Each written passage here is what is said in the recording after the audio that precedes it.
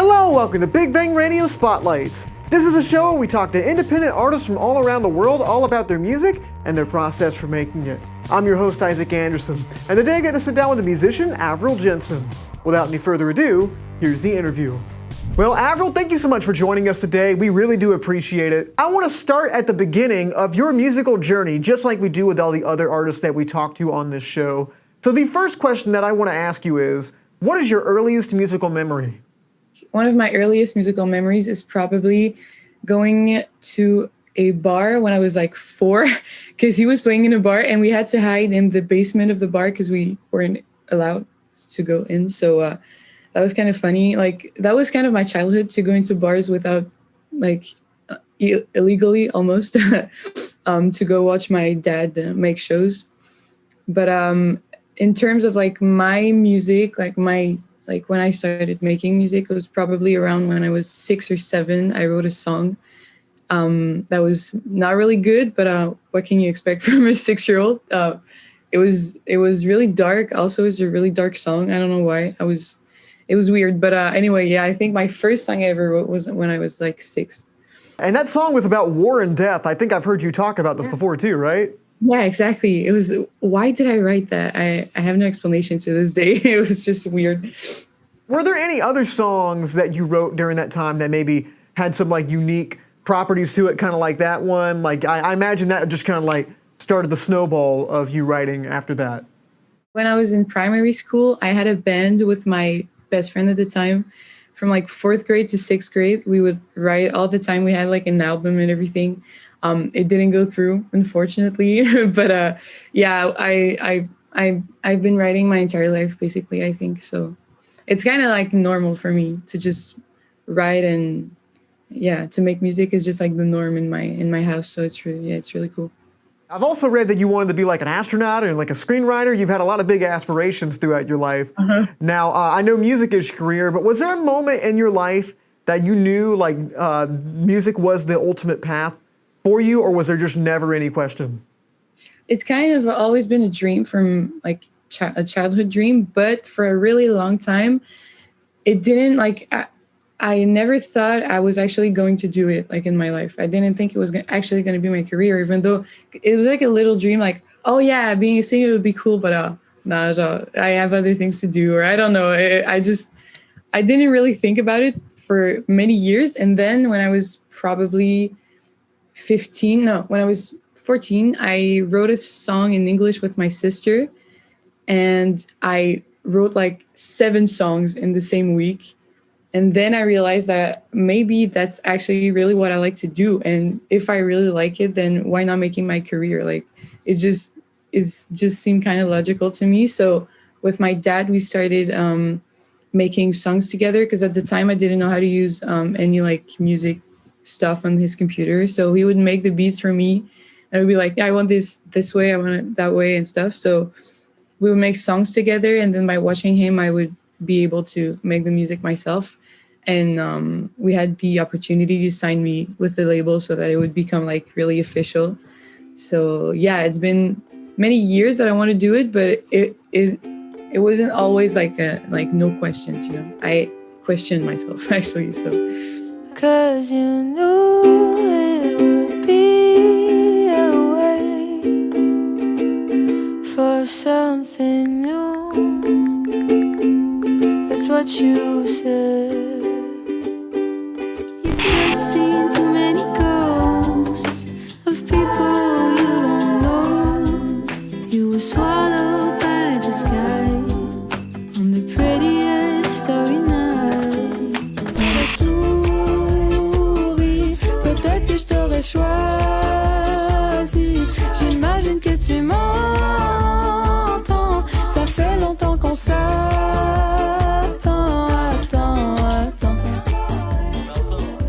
When I hear your music, it's got really smooth, kind of engaging vibes to it. I don't know how to describe it. It's just like I keep wanting to kind of do this number when I listen to it. Yeah, you can do it way better than I can. I don't know why in the world I'm trying it. Are there any specific challenges that people don't realize songwriters face, and maybe specifically that you face? A question I get asked kind of frequently is like, Oh, do you write songs in like 20 minutes? Like, I feel like a lot of people think that songwriting isn't a long process. Like, you have an inspiration, you just write your stuff and it's done. But it happened to me to write like a song in 20 minutes. But most of them, I go back to them every week for like months until I finally find like the perfect combination that I like.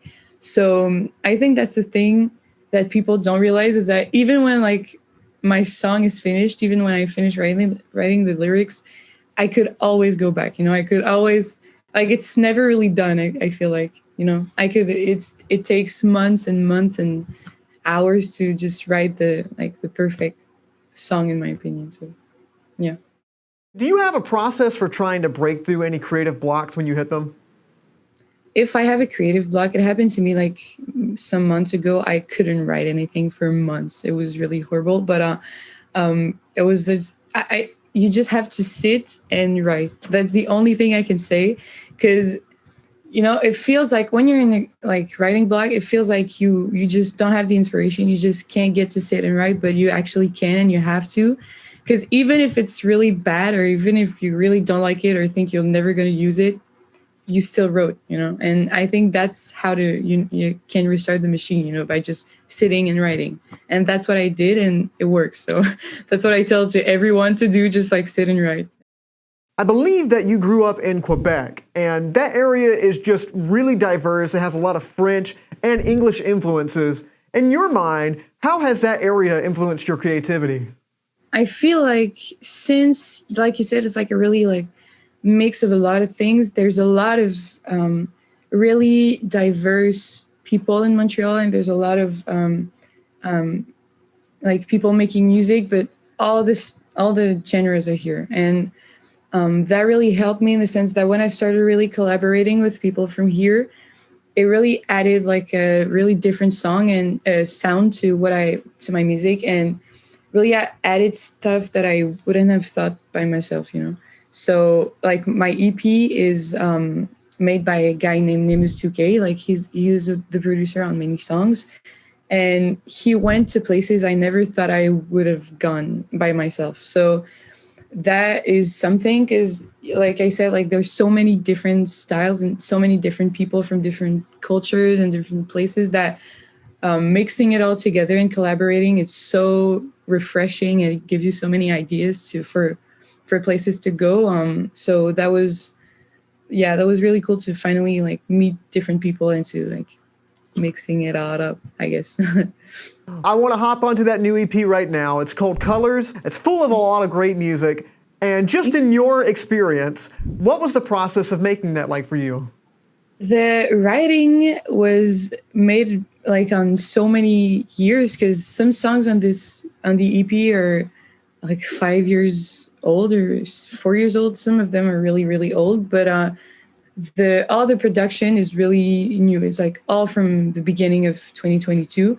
So the process was, I feel like the challenge was, because I liked all of these songs, before we like made them new from the beginning of the year. But the challenge was probably to use old songs, but turn them into stuff that I like now and stuff that I would have written like today. So that was kind of hard, because, well, I mean, I really thank the guy who made the music, because he really added stuff that I wasn't able to do, but that he brought. So that was it added something new, and it made the song like reborn, I guess. I don't really know how to explain, but it's like, the hard thing in the process was to make stuff that I would have done now. And we really did it. Like, I'm really proud of it. And I listened to it, and I just really like it. Even though I wrote it like a long time ago, we managed to make it in a way that I like it now. So, yeah. Another thing that's really cool about this EP is that you ascribed a color to each of the tracks on it. I thought that was really unique. So I thought it'd be really fun for us to go through a couple colors, and I wanted you to try to ascribe a song that is not your own to that color. Is that cool? Yeah, let's go. All right, cool. Green. What's a song that you associate with green? I'm going to say Bad Guy by Billie Eilish. I feel like it's like a green kind of, vibe. I dig it. Yeah, I can see that for sure. Okay, well, how about red? Red's a really striking color. What do you think? It's like a really basic answer, but I'm gonna say We Fell in Love in October by Girl in Red because it's in her name. But yeah. How about purple? Purple is a song called Rattlesnake by an artist called Sarbi. I don't know if you know her, but it's a really good song, and I feel like it's a purple song. Last one, yellow. What's a good song for yellow? Here Comes the Sun by the Beatles. Oh, that's so good. You rattled those off like you had practiced them like crazy. Avril, you're super talented. You visualize music in a really awesome way, and I'm honored to be able to talk to you. And if people want to keep up with what you're doing in your creative life, how can they find you online?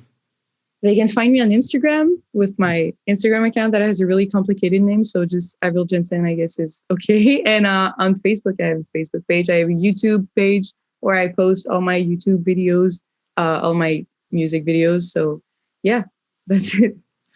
Wonderful. Well, Avril, it has been a pleasure talking to you. We really appreciate it. But before you go, I have one more question. Now, I don't know if you've ever seen a Big Bang Radio Spotlight before, but I'm a musician, but I also love film. And I believe those two worlds aren't too far away from each other, and musicians just have a soft spot for it. So, Avril, before you go, what is your favorite movie? I love this question. Thank you for asking me because I'm going to say, can I give two answers? You can give two. Okay, I'm going to say There Will Be Blood by Paul Thomas Anderson. And I'm going to say Nightmare Before Christmas. It's like, this movie is like a safe place for me. I really like it. And There Will Be Blood is just amazing. I've never seen anything like it. So yeah, that's it. Thanks to Avril for sitting down with us and talking all about her music. If you guys want to see more interviews just like this, you can find us online at Studio 67 NCC. Thank you all for watching. I'm Isaac Anderson, and until next time, stay lovely.